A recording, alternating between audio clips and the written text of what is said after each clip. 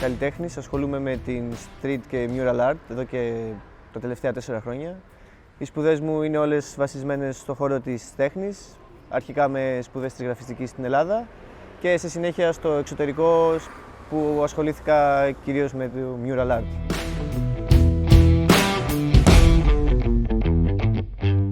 Από μικρή ηλικία ξεκίνησα με το graffiti, από την εφηβική μου ηλικία και μετά ήταν σαν μια φυσική συνέχεια των πραγμάτων ή να ασχοληθούμε με τη γραφιστική και σε συνέχεια οι σπουδές στο εξωτερικό που κατάλαβα ότι αυτό είναι που ήθελα να κάνω και να ασχοληθώ, ζωγραφική στους τοίχους ουσιαστικά, mural art.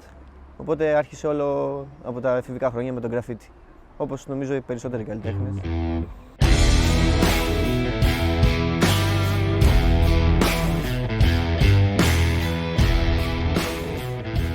Όλα τέχνη είναι. Τώρα το πώς επιλέγει να το βαφτίσει ο καθένας στο εκάστοτε έργο είναι δικό του θέμα. Υπάρχουν πάρα πολλές απόψεις πάνω στο θέμα. Εγώ θεωρώ ότι από τη στιγμή που κάτι είναι στον δρόμο και είναι δημόσιο, θα μπορούμε να το πούμε street art. Από τη στιγμή που διαδραματίζεται στον δρόμο. Από τη στιγμή που φεύγει και πάει σε κάποια γκαλερί ή σε κάποιο πίνακα κτλ. Πάβει να είναι street art γιατί δεν είναι στον δρόμο. Αλλά ο καλλιτέχνης που το έκανε αυτό δεν πάβει να είναι street artist. Αυτή είναι η άποψή μου. Προσπαθείς να εντάξεις και το περιβάλλον πάνω στο έργο σου, αν όχι θεματικά, τουλάχιστον χρωματικά, θα πρέπει να είναι συνδεδεμένο αρμονικά, θεωρώ, με το περιβάλλον.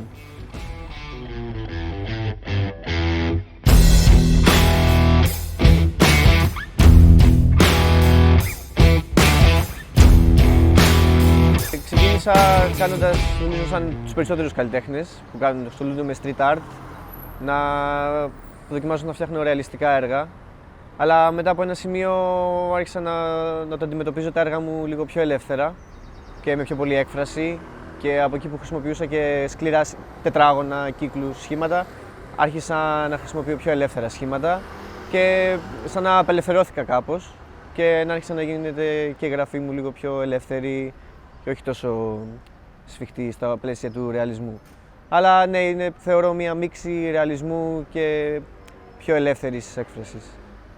Σίγουρα έχω βρει την κατεύθυνση που θέλω να ακολουθήσω και το στυλ που θέλω να ακολουθήσω και το βλέπω και εξελίσσεται με τον καιρό και μ' αρέσει έτσι όπως πάει. Δεν έχω καταλήξει στο ότι αυτό θέλω, αλλά έχω βρει το δρόμο μου σαν καλλιτέχνης. Η συγκεκριμένη τοιχογραφία είναι μια αναπαράσταση σε μοντέρνο τρόπο ενός πολύ διάσημου πίνακα του William Bouguereau, ενός ακαδημαϊκού καλλιτέχνη του 1800 και το θέμα είναι ο ερωτιδέας και η ψυχή σε αναπαράσταση στο στυλ το δικό μου. Δηλαδή στο μέλλον να περιμένουμε και άλλα έργα σου προς μια σπουδή πάνω στον Bouguereau ή... Σίγουρα και η αναπαράσταση κλασικών έργων είναι ένας στόχος μου σαν καλλιτέχνης.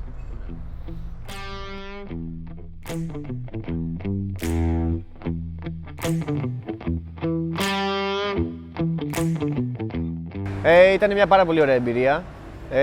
Ήταν όλα υπέροχα, οι εθελοντές και όλοι μας φερθήκανε άψογα. Έτυχε να πέσουμε σε μια κακή σχετικά περίοδο, απίστευτη ζέστη.